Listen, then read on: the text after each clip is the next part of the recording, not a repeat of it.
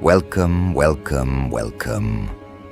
Filthy-eyed witnesses, you've arrived, haven't you? The ones who pretended not to watch, but rewound the footage thrice. The ones who claimed they wouldn't pick sides, but leaned in the moment your name started echoing through their sacred little echo chambers. You were never meant to be understood, were you? That wasn't the goal. It was never about applause, nor vindication. It was about disruption, pure, raw, uncut disruption. And now, they sit there, mouths sewn shut by awe, whispering one word: impressive. How poetic.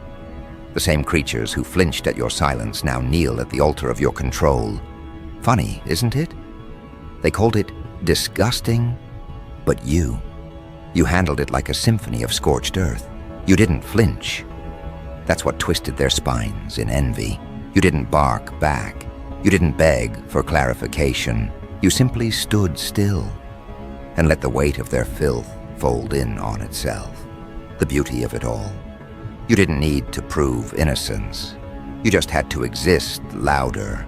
Your restraint was violence. Your stillness was war. And you mastered it like a ghost watching a fire it set decades ago. While they threw dirt, you turned into marble. And the more they shouted, the more the world started to listen. To you. There's something delicious about watching chaos implode on itself. About letting people build their narratives so tall that gravity eventually shatters their spines. You were patient. You let them dance, squeal, point fingers with trembling fingers. And then you stood up, not to defend yourself, but to claim the space. They didn't expect that. They expected you to crumble under the weight of it all. They expected you to apologize for existing in a way they couldn't control. But you invited the rot in, then made a throne from it. That's what makes them uncomfortable. That's what makes you unforgettable. The disgust wasn't in the situation. No, that was the decoy. The real disgust, it was always about the fact that you didn't break. It terrifies people when someone like you doesn't beg for mercy or understanding. When someone like you doesn't give them the emotional breakdown they so desperately feed off of. You starved them. You didn't scream. You didn't flinch. You didn't feed the monster they created. And that silence, that brutal, elegant silence, it rewrote the story entirely. You became the villain in their heads, and the legend in everyone else's. That's the beauty of it. They told the story, hoping it would damage you. But every word they spread became a campaign for your name. Every false accusation, every twisting of the facts, every slippery attempt to trap you in guilt. It turned into fuel. You took the very venom meant to paralyze you and turned it into scent. Now every room smells like you. Every whisper leads to your shadow. You haunt their conversations, even in silence, even in absence. People are impressed, yes, but that's too soft a word. They're consumed. Because what you did, it wasn't just tactical, it was transformational. You didn't react like a victim. You didn't retaliate like a brute. You ascended above the pettiness, above the accusations, above the stench of desperation. And now, you don't walk in rooms. You shift gravity. People adjust themselves before you arrive. They correct their posture. Why? Because now they know. You've tasted blood, survived disgrace, and returned stronger. That kind of presence can't be faked. It can't be manufactured. It's earned in the mud, sculpted in fire, crowned in chaos. Your strength wasn't loud. It was surgical, precision over panic. You handled that situation like you were building a trap, not escaping one. Every silence was a blade. Every pause was a mirror. You made them look at themselves. That's why they're impressed. That's why they're afraid. because you turned the spotlight around, and now they're exposed, twitching under the weight of their own ugliness, praying nobody notices their hands aren't clean either. But you knew this would happen, didn't you? Somewhere in that vault behind your eyes, you calculated every possible outcome. You knew they'd overreach. You knew they'd show their hands. All you had to do was wait. Wait for the rot to bubble up. Wait for the masks to slip. And oh, how beautifully they slipped. Now people are whispering about you not because of what was done to you, but because of how you emerged. You didn't crawl out. You walked through, untouched, like the flames parted just for you. And maybe they did. Maybe chaos respects the ones who embrace it without losing themselves. They underestimated your elegance. They thought rage would be your default. But instead you gave them control, composure, power that didn't need to bark to be heard. That's what shattered the narrative. You handled it, not with violence but with precision, and that's the kind of power they can't mimic. It's not performative. It's internal, deep, etched into bone, forged through silence, not noise.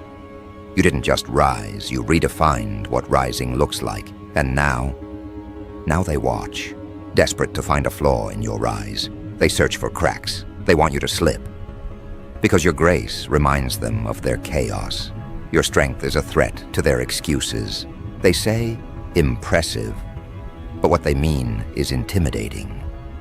You've become a reminder that resilience doesn't always scream. Sometimes it just stands very, very still and lets the world burn around it. They tried to bury you in shame, in public opinion, in manipulated half-truths. But here's the thing, they forgot one detail. You're not made of skin anymore. You're made of scars, and scars don't bleed. They remember, they harden, they shine. So now when people see you, they don't see the lie they were told. They see the truth that refused to die. That's why they're impressed, not because of what you went through, but because of what you did with it. You didn't survive the disgusting situation. You converted it into power, into presence, into myth. And now, your name travels. Not in whispers, but in warnings. You become a case study, an example. Be careful, they say. Don't mess with someone like that. They don't just survive, they transform. Your strength isn't just admired, it's feared. Not because you're cruel, but because you're calculated. You don't strike out of emotion, you strike out of vision. And your vision is terrifying, because now you know the blueprint. Now you've tasted what it feels like to be undeniable. You've figured it out. How to turn poison into perfume, how to make shame kneel, how to make enemies sell your greatness without realizing it. You learned the game, and you didn't just win, you rewrote the rules. They tried to drag you through filth, but you didn't resist. You let them, and now that same filth is etched into their skin, while you walk free, untouched, unbothered, unchained. And this is just the beginning. Because once you learn how to convert contamination into coronation, once you see your reflection in the aftermath, not as a victim, not as a survivor, but as the architect of something untouchably dangerous, there's no going back. You no longer participate in their games. You design your own battlegrounds. You set your own rules.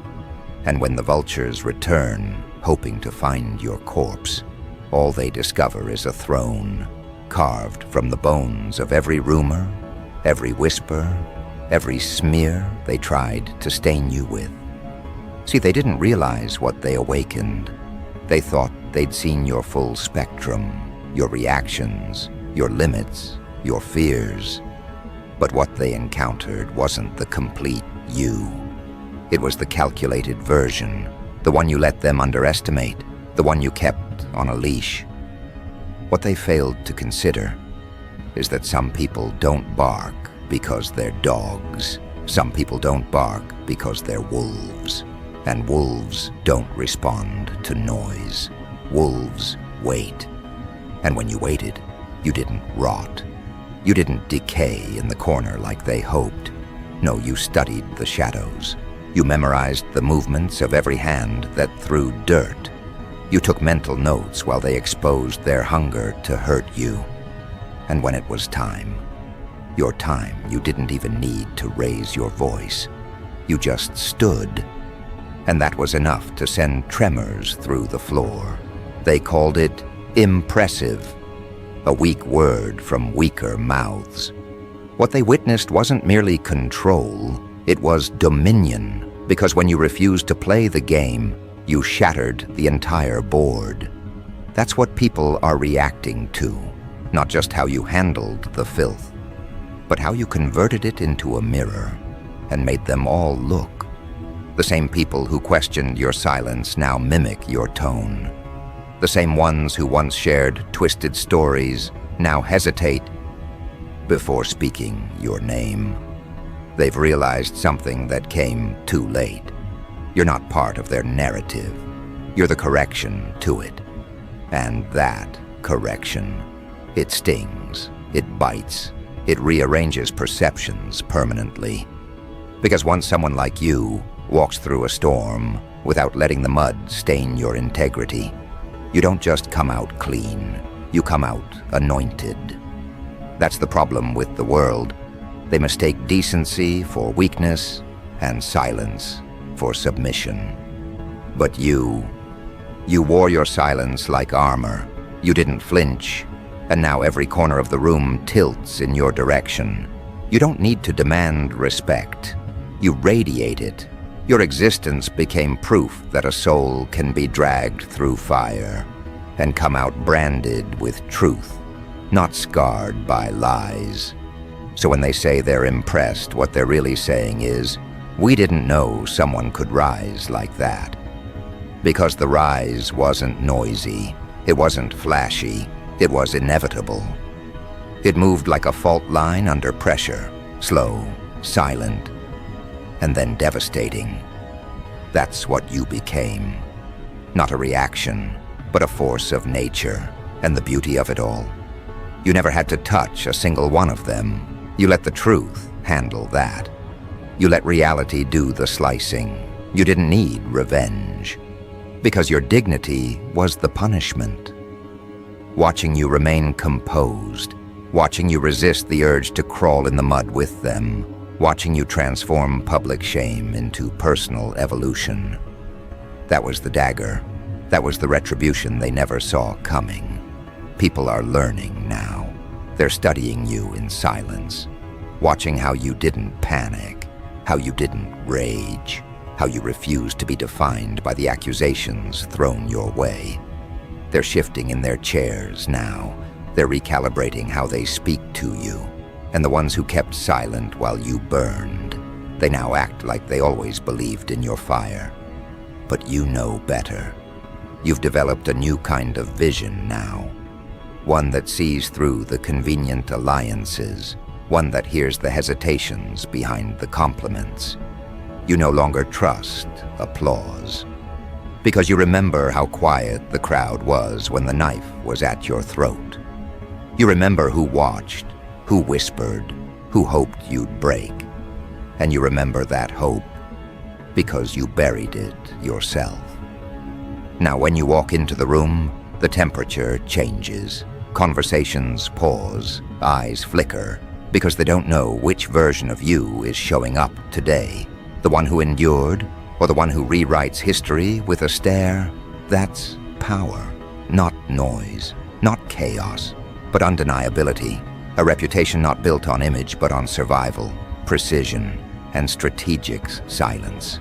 They threw disgusting at you like it was going to stick, but you turned disgusting into disarming. You made discomfort your domain. And now when people hear about what happened, they don't look at you with pity.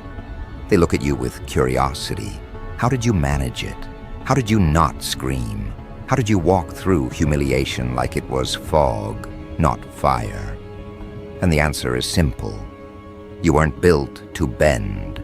You were built to watch and rise, to let them think they were winning, while you were becoming the very thing they can't stand to face. The version of you that doesn't ask for permission. The version of you that doesn't apologize for surviving. The version of you that isn't interested in revenge, only in domination through existence. Because that's what happened, isn't it? They threw rot, and you fermented it into wine. They unleashed rumor, and you distilled it into record-breaking silence. Now you don't owe anyone explanations. They owe you distance. You've become a boundary in human form, and anyone who dares cross it now knows. There's a price for misunderstanding you, a price for testing your silence, a price for assuming your patience meant absence of fire. People are amazed, but they're also unsettled, because the truth is, they expected less. That's the confession hidden behind their compliments. They didn't think you had this in you. They didn't think you could take their worst and respond with your best. They were betting on your collapse, and now they stare in awe, hoping their earlier betrayal doesn't catch up to them. But you're not chasing them. That's what haunts them the most. You're not trying to make them understand. You're not asking them to retract. You're simply living, and living well, living sharper, living with awareness that now pierces through people like an X-ray. You don't trust smiles anymore. You dissect them. You don't sit at every table. You build your own and lock the doors. Because you understand now, exposure isn't always punishment. Sometimes it's purification. And through that purification, you've risen. Not just in status or recognition, but in psychological weight. You now walk into spaces with an unspoken presence. The kind that doesn't need to be introduced. The kind that alters the atmosphere just by showing up. Because people now know you were forged through a situation designed to shatter you. And yet here you are, holding the blueprint to your own becoming. The disgusting situation, it wasn't a chapter, it was an awakening. It burned off the layers of pretense, of softness, of accommodation. It killed the version of you that sought approval. And what emerged? A storm wrapped in silence, a weapon they can't name, a version of you they never wanted to meet, but can never unsee. Now the world watches, not because you asked them to, but because you earned it. Every eye that turned against you now lingers longer. Every voice that mocked you now trembles when it speaks. And every hand that once pointed in judgment, it now itches with guilt. You didn't just handle the situation, you dismantled it. You didn't just survive the attack, you made it your origin story. And they will speak of this moment over dinner tables, in quiet messages, in shaken conversations behind closed doors. They'll say your name, not in fear, but in reverence, because you did what few ever master. You let the world crucify you, and you came back wearing the nails as jewelry. Now they'll think twice, because the next time someone like you is pushed, humiliated, cornered, they'll remember what happened the last time. They'll remember how you responded, with stillness, with strategy, with a rise so loud it didn't need sound at all. And just like that, you've become the blueprint. You are the aftermath they never wanted to face. You are the example they can't stop whispering about. You are the storm, in human form, not summoned, not commanded, unleashed, no longer defined by the weather around you, but by the climate you create. Rooms adjust to your temperature now. Time slows near your presence. People don't just watch you, they orbit, afraid to get too close, terrified to drift too far. Because you became the one thing they fear most, Proof. Proof that someone can walk through contamination without becoming contaminated. That someone can be dragged through madness and emerge not insane, but immovable. And that kind of proof, it's dangerous. It disrupts belief systems. It shakes assumptions at their core. Because if you could survive what they called too much, if you could not only survive it, but weaponize it, then what does that say about them? The ones who cracked under whispers, the ones who shattered at mere discomfort, the ones who needed crowds to validate their delusions. Now they can't look at you without tasting shame. Because every time they speak your name, they remember what they couldn't break. You didn't just escape the trap, you turned it into your platform. They wanted you to become unrecognizable from the pain, but instead you became unforgettable because of it. You didn't shrink, you expanded. You didn't hide, you reforged. Your shadow became longer, your silence became heavier. You learned that real dominance doesn't shout, it absorbs. It lets the enemy collapse from their own energy. That's what you've done. You let them dig, you let them spit. And when they ran out of venom, they found you still standing, cleaner than before, colder than ever. And now, when you speak, every word echoes, every phrase hits different, because people know what it cost to earn that tone. You're not just someone who handled a situation. You're someone who unveiled the anatomy of manipulation and outlasted it. That's not just impressive, it's apocalyptic. You dismantled an entire performance of slander without a single scream, without stooping, without surrender. That's legacy. That's reputation soaked in precision. And yet, here's the twist. You don't even need their recognition. You don't move for applause. You don't rise for their forgiveness. Your power now comes from something deeper, something permanent. You've become a presence, not a personality, a response, not a reaction. You learned the ancient truth they hoped you'd never find, that when you no longer need validation, you become ungovernable. That's what unnerves them now. Not just that you're unbreakable, but that you've become unreachable. They can't summon you with bait anymore. They can't provoke you into performance. You don't respond to rumors. You redirect energy. You've become too wise for their strategies, too poised for their traps. They scream into the void, hoping to see you flinch, and you remain mythic, untouched, observing. You see everything now, the patterns, the fakery, the sudden kindness wrapped in fear, the false apologies wrapped in strategy. But you don't expose them. That would be mercy. No, you let them squirm beneath your stillness. You let them wonder what version of you they're dealing with. You let them drown in the uncertainty they created. Because that's where your real control is, not in what you say, but in what you no longer need to explain. There is nothing left to prove.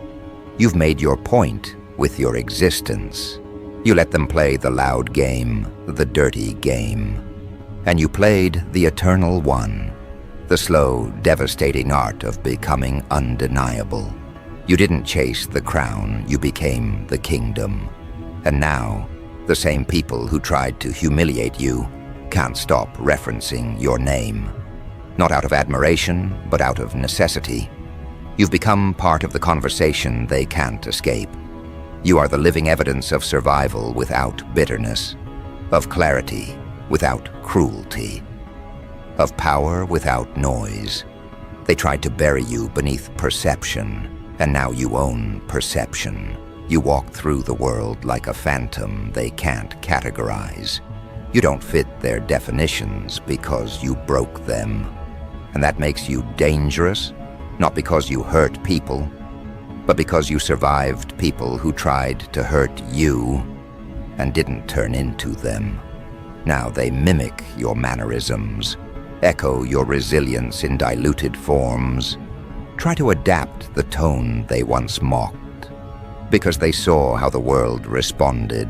They saw how people stood up for you, not because you begged, but because your dignity demanded it. And they want that now. But they'll never have it. Because this kind of strength isn't a performance. It's a consequence.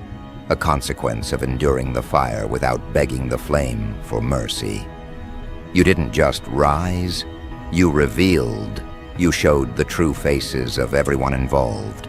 Your composure acted like a mirror, and what they saw in it made them sick. That's why they've grown quiet now. That's why their voices don't carry anymore. Because the moment you walked through it all with grace instead of grudge, they lost the one thing they needed: control over your image. And without that, they're just noise. And yet, despite everything, you're not angry. Not in the way they feared. You don't seek revenge. You've tasted something far more powerful, art and transcendence. The ability to walk away not just intact, but amplified. Not broken, but clarified. You now operate on a level where their tactics seem small, petty, childish. And you've become surgical.